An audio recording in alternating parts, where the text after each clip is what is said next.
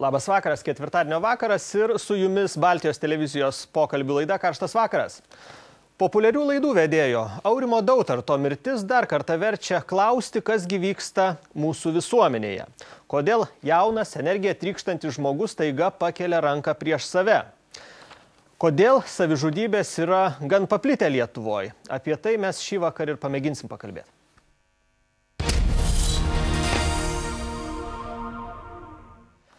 Artūras Orlauskas su mumis, politikas. Labas vakaras. Nijolė Oželytė, signatarė. Labas vakaras jums. Sveiki. Taip pat Gedinas Navaitis, psichologas ir parlamento narys. Labas vakaras. Labą vakarą. Artūrai, jūs pažinojote Aurimą, kadangi ir daug diskusijų šią savaitę vyksta apie tą tragišką nelaimę Kaune. Turit atsakymą, kas čia galėjo atsitikti?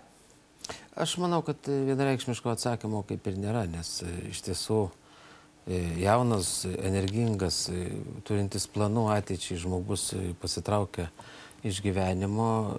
Aš nemanau, kad tai buvo jo vienas sprendimas, jam padėjo, taip sakykime, gal ne visai taip tas žodis atitinka. Kuria prasme? Fiziškai? Fiziškai nemanau, kad tai buvo fiziškai, bet susiklosti visai eilė kažkokių aplinkybių ir vat, kaip trūksta tik tai mažo siūlelį ir tą siūlelį kažkas iš artimų, gal galima tai būtų pasakyti. Artūrai, jūsų atminti štai tas Aurimo portretas koks?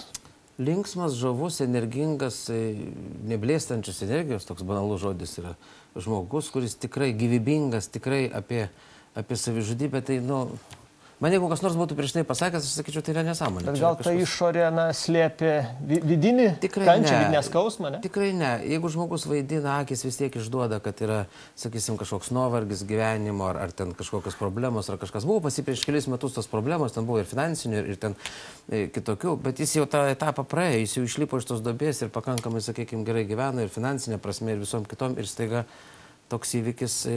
Čia gal būtų kaip ir atgarsis, aidas, sakysim, apskritai visos visuomenės kaip ir skaudulys, sakyčiau taip. Na, išryškino matyti ir visuomenės nesaugumo jausmą žmonių. Nijolė, jūsų reakcija tiek į šitą istoriją, tiek apskritai, kasgi čia vyksta su mūsų visuomenė, su mūsų tarpusavio santykiais? Na, žinote, man netrodo, kad gyvenimas yra iš viso saugus dalykas. Tu niekada nežinai, kas tavęs laukia rytoj ir kas tavęs laukia sekančią akimirką. Ir tiesiog yra begėdiška pasakoti žmonėm, kad gyventi yra saugu. Gyventi iš viso yra nesaugu. Nematyti lėtinių savižudybių, kurias apima visą vakarų civilizaciją. Man teko būti ir rytuose to nėra. Lėtinė savižudybė, tai yra narkomanija, tai yra alkoholizmas, tai yra, tarkime, tas išsisekinimas savęs seksu beprasmių, tai yra visokiojopas kūno dirginimas, tai yra lėtinė savižudybė, kuri anksčiau arba vėliau tave atveda į degradaciją, į savo aš nesuvokimą. Taip sakant, ta vertybinė sistema vakarietiškai orientuoja žmogui tokią... Taip, aš manau, kad iš esmės prasmės atžvilgių vakarietiška civilizacija save visiškai išgyveno. Religija, kuriai perduotas, taip sakant, deleguotas pokalbis su žmogumi apie jo vidinius dalykus, apie jo sielos dalykus. Jisai tapo rutininis, jisai tapo apeiginis, jisai visai negyvas. Žmogaus siela yra tiek pat materiali, kiek šitas stalas. Tik skirtumas tas, kad šitas stalas bus sudulėjęs, o žmogaus siela visai materiali, tik iš kitos materijos padaryta, tvers per amžius. Mūsų civilizacija nepateikė jokio motyvo gyventi. Mes turime viską. Štai vieni žmonės turi postus, kiti žmonės turi milijonus, treti žmonės turi šeimas, bet jie nelaimingi. Mūsų civilizacija, sakot, nepateikė mums jokio motyvo gyventi. Tai ar tie besišypsantis vaikai mūsų, ar jie ne motyvas gyventi? Jokių būdų ne, nes tu gali turėti vaikus, tu gali būti prezidentu, gali būti Seimo nariu, tu gali turėti viską, bet tai ne tai, ko tau reikia. O ko tau reikia, tu net nesusimastei, nes tu visą gyvenimą elgeisi kaip visi. Visi mokėsi, tu mokėsi, visi tekėjo vedė, tu tekėjai vedėjai, o ko reikia tau, tu net nepaklausai, tu net nežinojai, kad tokia galimybė yra. Demotyvacija. Visko turiu, bet nieko nereikia. Gediminai, sutinkat apskritai psichologui, kai ta savoka skamba savižudybė, kas pirmiausia ateina į galvą? žinot, reikėtų visgi kalbėti apie savižudybės Lietuvoje. Nes man atrodo, kad turime esminį skirtumą. Ir kada kalbame apie kažkokias bendrasias vakarų civilizacijos problemas, tai visgi tai yra vienas lygmuo, jis galbūt šiek tiek įtakoja ir mus, bet mes turime savo savitumą. O tas savitumas prasideda nuo skaičių. Skaičiai kokie? Lietuva tai pirmoji vietoj, tai antroji vietoj pagal registruojamas savižudybės, na, trečioji vietoj, bet vis tiek išskirtinai daug. Gerai, tai kas čia su mumis specifiško darosi? Štai Nijolė sako, čia vakarietiškas fenomenas, bet jūs sakot specifinis lietuviškas. Tai va, todėl ir galėtume pasinagrinėti, kas yra tame specifiškai lietuviško. Paminėsiu vieną iš pirmųjų, dar gal prieš kokį 100 metų, tyrinėjusi savižudybės problemą, sociologą Durkheimą, kuris pastebėjo, jog savižalojantis elgesys, savižudybės jų gausėja socialinių pokyčių laikotarpiais. Bet socialiniai pokyčiai tai ir žmonių ryšių irimas. Taip, jeigu modernesnių terminų pasakyti, socialinio kapitalo praradimas.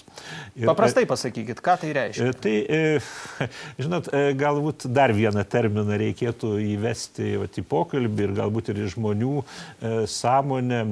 Tas terminas, aš jį paaiškinsiu, tai anomijos terminas, kuris apibūdina būseną, kada žmogus mano, jog visuomenės lyderiai yra nepatikimi ir juo nesirūpina, kada jisai mano, jog tas problemas, kurias sprendė anksčiau, jam tenka vėl ir vėl spręsti, kada jisai nebemato vertybių, kurios prieš tai jungia žmonės ir mano, jog jis yra bejėgis visą tai pakeisti. Tai šitą nuostatą, tokia būsena, manau, Lietuvoje šiuo metu ir, gal šiuo metu, tai pastaraisiais dešimtmečiais vis yra stiprėjanti. Ir toksai žmogus jau nebeturi ryšio su aplinkiniais. Ir viena iš esminių priežasčių savižudybių, aš nenoriu kalbėti apie konkretų atvejį, nes tikrai jo nežinau ir būtų labai neatsakinga jį nagrinėti. Tai ir kaip tik yra tų ryšių irimas, kada žmogus nejaučia vertybinio jokio susijimo savęs su kitais, nejaučia, kad jisai atsakingas ir už save, ir už vaikus, ir už šeimą, ir už, kai pridėsiu žodį, pagalvokit, kaip sureaguos dabar televizijos žiūrovai, arba čia mes sėdintis, jeigu aš pridėsiu dar žodžius, ir už tautą, ir už valstybę. Ar galime šiandien kam nors pasakyti, nesižudyk, tu reikalingas Lietuvai valstybei? Tai už tokį pasakymą, tai parodys pasukinės pirštą prie smilkinio, kaip čia aš galiu būti reikalingas. Bet aš šituo pavyzdžiu, ką norėjau atkreipti dėmesį, į tai, kad vertybinis aspektas savižudybių, mes jau stengiamės nepastebėti.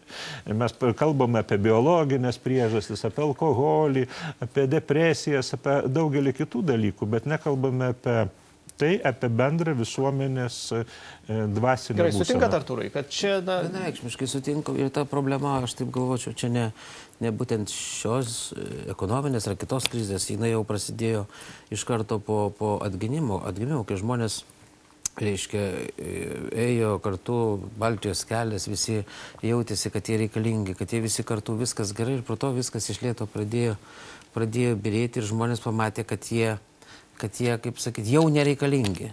Neteko socialinio saugumo, nėra tikrumo dėl savo ateities, nėra tikrumo dėl savo vaikų ateities. Vis dėlto nurašyti vieną aplinkybę, aš gal įtrauksiu į pokalbį dabar Artūrą Tereškiną, jis yra Vytauto Didžiojo universiteto profesorius, sociologas. Labą vakarą. Labas vakaras. Artūrai, mes čia kalbam tikrai sunkia tokia tema šiandien. Kas atsitinka su žmonėm, ypač su vyrais Lietuvoje, kad jie pakelia ranką prieš save? Koks jūsų atsakymas būtų? Tai aš ką tik klausiausi kalbėjusių vyrų ir manau visiškai labai gerai ir aiškiai buvo paaiškinta, kodėl vyrai ir moteris žudosi. Vyrai daug dažniau žudosi. Dėl to, kad subirėja mūsų socialiniai ryšiai, kad Lietuvoje žmogus negerbiamas, kad jo gyvenimu manipuliuojama, ar ne, kad nėra pasitikėjimo valdžios institucijomis. Aš manau, tas pagarbos ir orumo klausimas labai svarbus ir ypač svarbus vyrams yra. Kai vyras jaučiasi, kad jis yra nuolat žeminamas, kad jis nuolat neįgyvendina savo vyro vaidmens, jam iš tikrųjų atrodo, kad būti silpnam ir pasirodyti silpnam kitų akivaizdoje, ieškoti paramos ir pagalbos yra gėdinga ir nevyriška. Tai dažnai renkamas toks labai savidestruktyvus elgesys. Žiūrėkit, vis dėlto, kur čia yra riba? Na, tikrai mes tam kontekste visi gyvenam.